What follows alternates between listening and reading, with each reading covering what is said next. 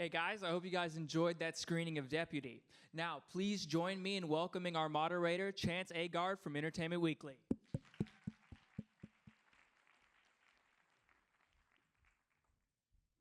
Hey, I'm Chancellor Agard from EW, and welcome to the Deputy panel. I guess without further ado, let's welcome the producer and cast of Deputy up to the stage. First up, Kimberly Ann Harrison, EP and showrunner. Next, Bex Taylor-Klaus, Brian Van Holt, Danielle Monet Truitt, and Shane Paul McGee.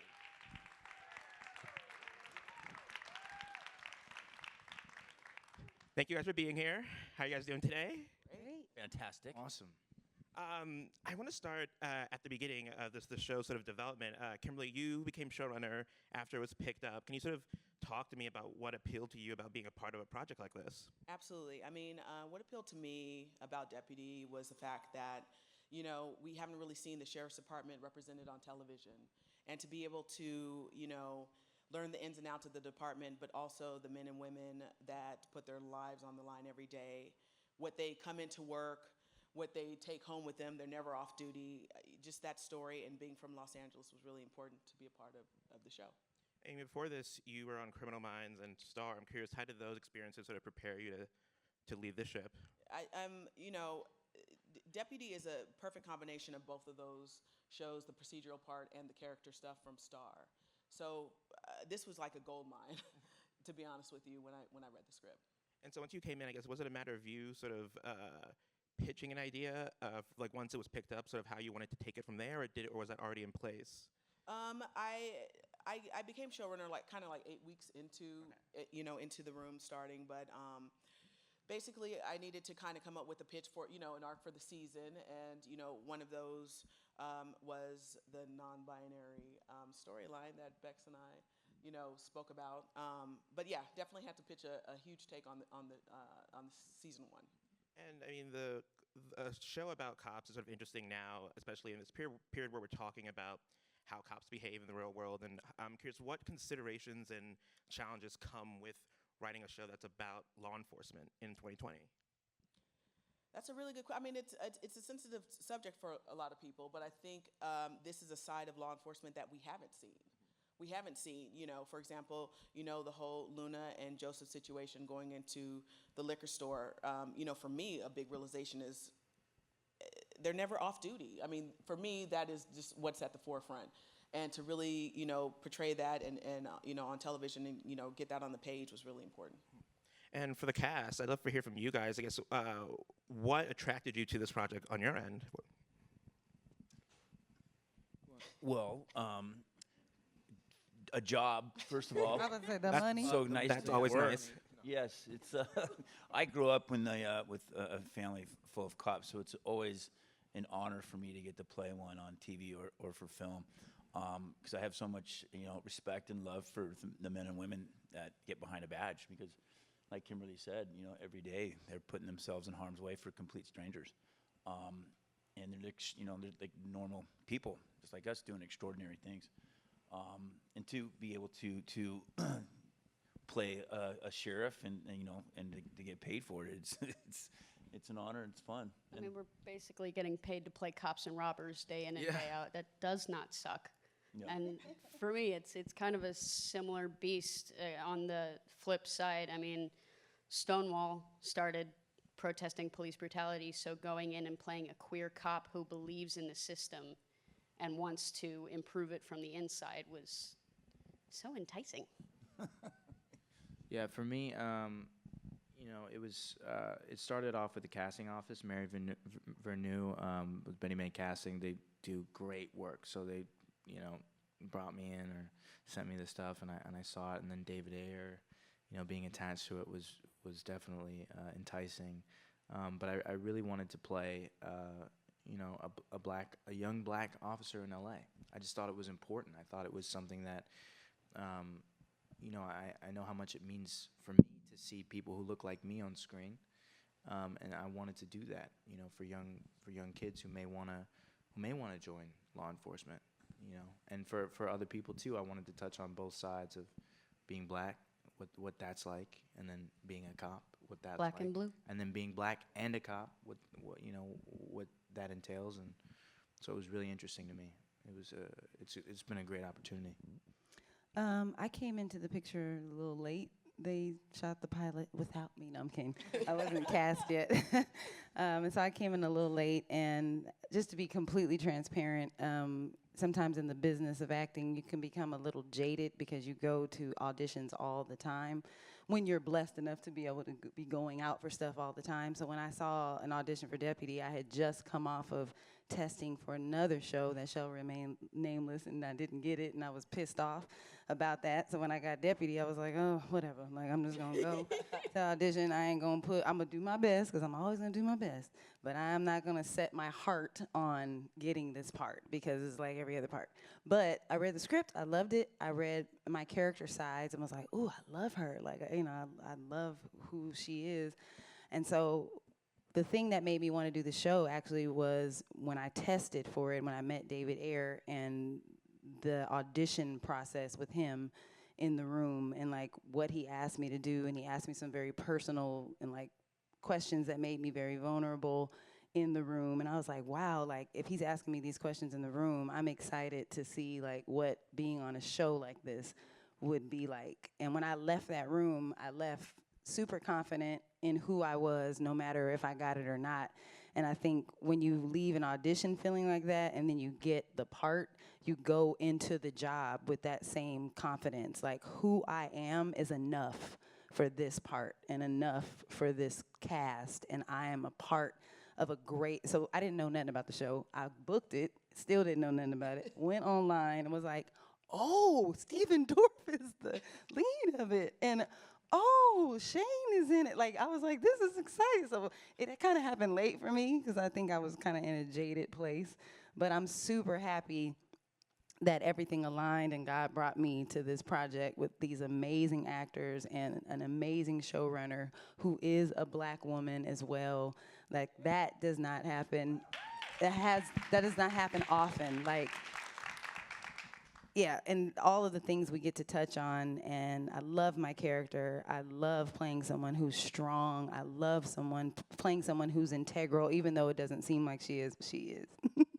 I just love everything about this cast, this show, and I'm just happy to be a part of it. On behalf of the cast, we're just so excited and thrilled that you decided to join. You're welcome. We're just honored that we could lucked afford out. you. Shut up. We didn't know we could have it in the budget, but Stephen isn't here today, but I'm curious, what has it been like having Stephen as sort of the sheriff of the show? I mean, what has that working relationship been with the cast and the producers on your end? Honestly, he plays Sheriff Hollister the way Sheriff Hollister was meant to be played. The character he plays is so special and iconic that that's all that really matters, right?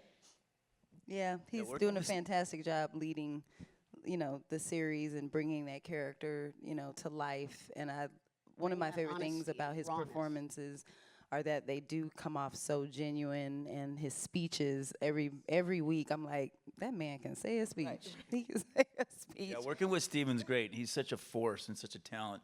He raises my level and my game for sure. And he's extremely passionate about this show and what he does. So he's just a blessing to work with. Wish he was here now. And Kim, is it fun to write speeches for him? It is fantastic. I mean, he just embodies Bill Hollister. I mean, it's just really fun when we get the cuts and everything, he just elevates all of the words to the next level. So he's great. And for the cast, I mean, once you guys booked the parts, I mean, what went into then preparing for these roles? Did you guys have like a sheriff boot camp? What research did you guys do? yeah, we got to work with Mark Schlegel, who's in the sheriff's department, and that was really cool. We got gun training, and then I got to do a ride along around the city. And Mark that has was also done everything in the sheriff's department. He was a driver, Bishop's original job for a while. He was also Major's. He has done it all. yeah. The whole deal. Yeah, I got to spend months with the team for major crimes. That's what this patch represents right here. And this is BVH. No. This whole thing on I'm laughing because he came down. It was breakfast. He came down. It's like, hey guys, I got the patch. He's so proud. but I was so lucky to spend so much time with this team of sheriff's deputies. It was just it was just mind blowing of to experiencing this culture. I learned so much, and I took away so much respect. Yeah, I will say the same. For me, they taught us how to hold a gun properly and the things to do, how to do it. But I think working with the tech advisors has just helped me have a profound sense of respect for those people and what they do every day, because coming from the community that I come from, there's a lot of fear that comes with law enforcement, and they're not people that you think they have families and kids and are great people. Actually, you see things on the news and it kind of skews your view of it. And so it's been great getting to work with them and being able to be honest with them and say hey, why does this happen? Why are these things happening? And them being so honest too, not protecting their brothers in blue just because, but actually saying there are some bad apples out there. There are, but it doesn't, it's not what the whole. It's not the whole bunch. It's not the whole bunch. And so I love that about them, and how excited they are to be on a cast, helping us, on a set, helping us be, deputies. And I don't know about you guys, but one of the tech advisors personally told me that I could be a deputy in Here real we life. go.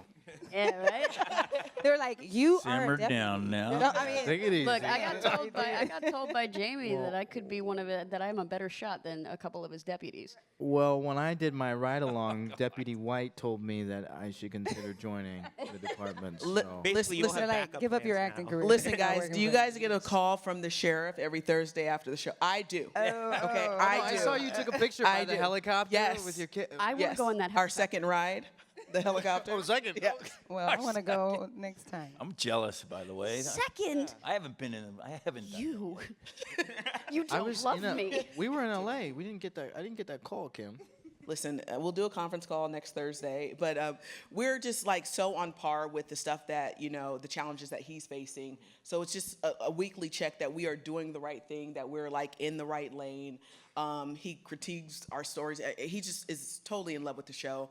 But what I think the deputies and the department really appreciate is how authentic we are being with everything, We also got to, just to go back to what we did for prep work for being cops, we got to work with Schlegel before Danielle. I know Danielle also got to work with him, but before we got picked up to series, before we started to shoot, Shane, Brian, and I did a boot camp a couple weekends with Mark, doing tactical runs of what you do when clearing a house in these situations and reloading in the middle of a firefight and all these things that you never think about when you're watching these sort of cop shows. And you how much work killed goes it, and you implemented it. And we have I don't spoil anything. We have a shootout. I mean, that's not really a spoil. You knew that was coming. Later on in another episode, and I remember watching you on the day where you're out and you're just running and you're reloading. And it was great. I was like, Bex learned that. I was there the day.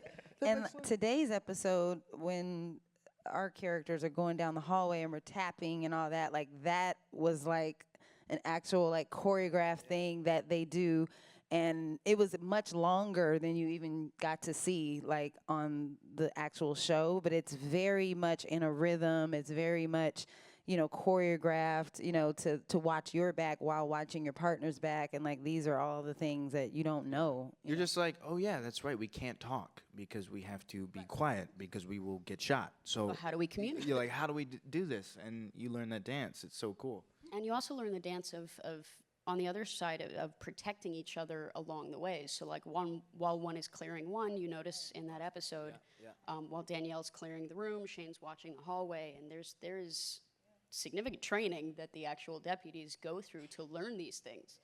We fortunately just got reminders on the day so that we look like we know what we're doing. Right, because they're please don't do that because you're going to shoot yourself in the face. Stuff that we think looks cool, they're yeah, no, don't ever do that. Can I say that this is dangerous, because now when I'm riding around the streets, whatever, I still feel like I'm a cop. Yeah. And so I'm in my head, I'm if anything ever goes down. You ready? I'll call for backup. I got the, and I'm no, I have nothing. I have nothing. You have your cell phone. Please don't let Pretty anything much. go down, dear God, please. And the episode that was just screened had a big storyline for Bishop. I'd love to hear from both of you about what went into sort of crafting the storyline about Bishop coming out as sort of non-gender binary and hold their pronouns. Well, throughout the whole series, we've, gotten to have Bishop be gender nonconforming, which in and of itself is so exciting to have these characters be seen. And then we got to actually dive in and learn what's going on internally, not just, the exterior aesthetics of this character. And that meant the absolute world to me. When I first met Kim as our showrunner, we sat and we talked about life for a while, and then at the end of that conversation, she was like, okay, season 1, what do you want to do? What do you want to see happen? What do you want to have happen? And I said, non-binary? And she said, absolutely, I'll take it to Fox. We'll see what they say. And I'm still blown away that they said yes, and that just happened, because it's so personal for me. Like, obviously, Genevieve does not speak for all lesbians, and Genevieve's experience does not speak to everyone's experience. And that being said, that's something that I dealt with when I first started the process of trying to come out, was someone I cared for very deeply, making it about them and refusing to let it be about me. And I'm really glad we got to tell that story, because I don't want anyone else to be stuck like I felt like I was. And I love the way that Kim wrote Bill's response, and because it's what every queer kid dreams of hearing. Be you, live your truth. We're always scared when we come out that we'll hear something else, and sometimes we do, as we also saw. And so hearing that from a person who Bishop doesn't want to show vulnerability in front of brought it even more power.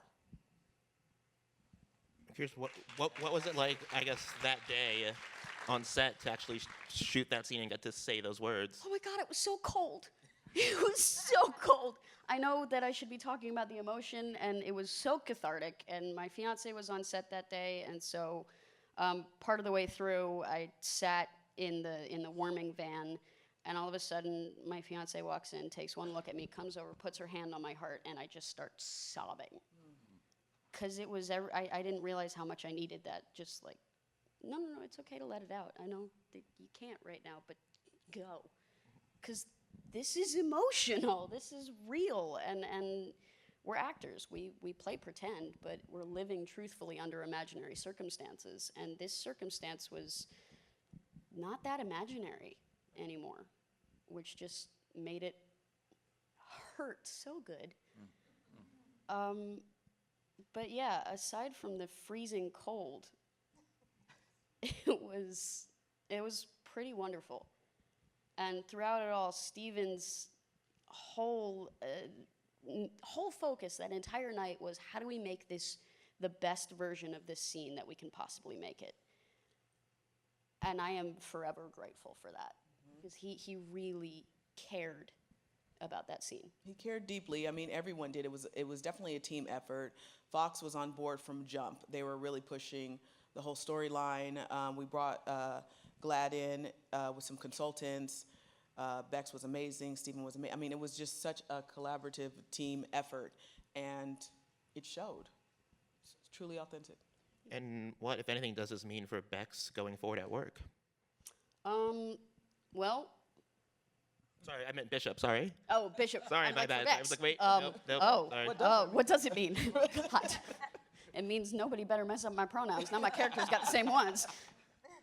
For Bishop moving forward, I mean, I've said this a couple To work with Cade a little more now. And wait till you see Exactly. Cade's reaction to all this.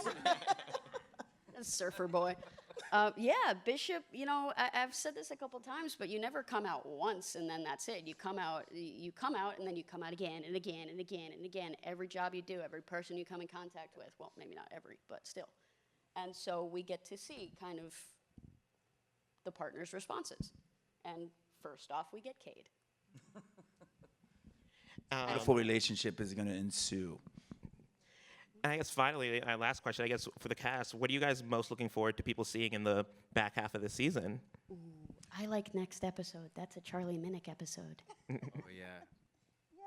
I'm Team Minnick. We just have a lot more like surprises. I don't want to give anything away, but it's just it goes in.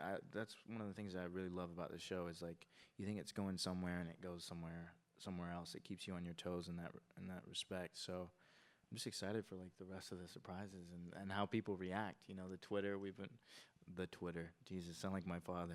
Twitter. What's on the Twitter? checked the Twitter today? You know, people have been giving us great responses on Twitter, and we've been seeing it, and that's been really cool too, just to understand the scale of what we're doing and how it's resonating with people. Yeah, I think our show just has a lot of heart and a lot of soul to it, a lot of heart and soul. So for the next, episodes, I think you'll get to just see inside of the characters even more and fall in love with them even more and feel like, oh, I know her. Like, I know her in my life, or I know they in my life, or them in my life. I know him in my life somewhere, and I just think it'll be a great way for you guys, the audience, to connect with like the world of this show as we go into season 2. Yeah, last episode we started touching on it too. You get to see more of our vulnerable sides to the characters, which I think the audience will connect to and appreciate. You get to see a side of us that we don't get to see, especially from my character too. Yeah. And there'll be some See blood. There'll be a lot of blood and lot of, guns. A few and bullets. yeah, bullets, here and there. guns. Just a few. Just Sprinkle little 'em in. stuff, everyday stuff. As a you treat. know, That's what we do. And, Lots but of then action. then like moments of connection, like what we just saw, like those moments as well. Which is Oh, and of super- course, a quinceañera. Oh yeah, the quinceañera. Yeah. You'll see him try it and get shot down over and over and over. Why are you always? And over. Why do you always? you think- Again. Barking Look, up the wrong it's tree. I do what the script tells me to do. Okay. That's great. Make sure you keep it that way.